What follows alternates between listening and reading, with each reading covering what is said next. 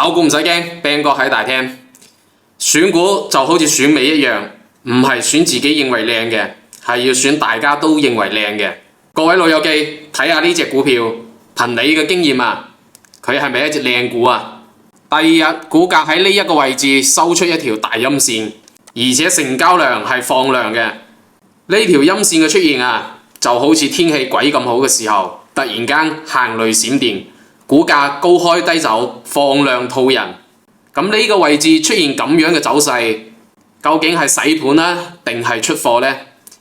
唯一能夠證明嘅就係第二日收出一條大陽線，或者直接反包。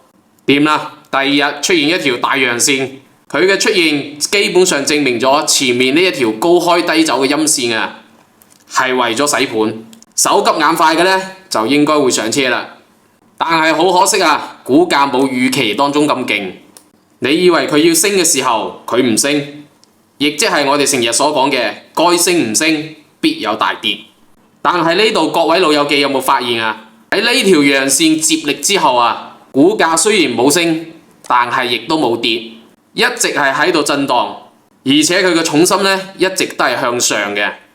但對於唔耐心嘅人嚟講啊，呢一種嘅持倉真係揸到個心都實晒嘅。所以一般嚟講，呢啲人就會選擇落車離場走人。落車嘅人多咗，賣盤機會就會逐漸縮減，盤面上啊，亦都會出現縮量嘅形態。咁問題嚟啦，呢個地方橫盤啊，究竟係洗盤啊，定係出貨呢？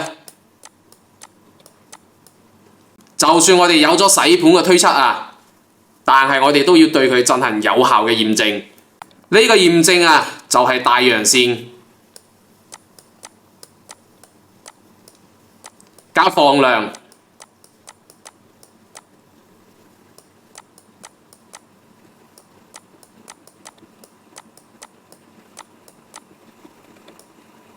再加突破。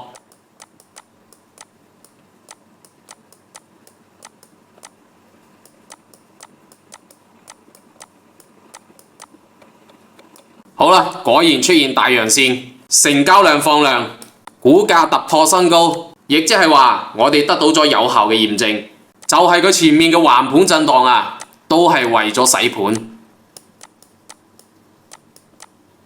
所以我哋成日話洗盤嘅形式有兩種，第一種係通過下跌嚟洗盤，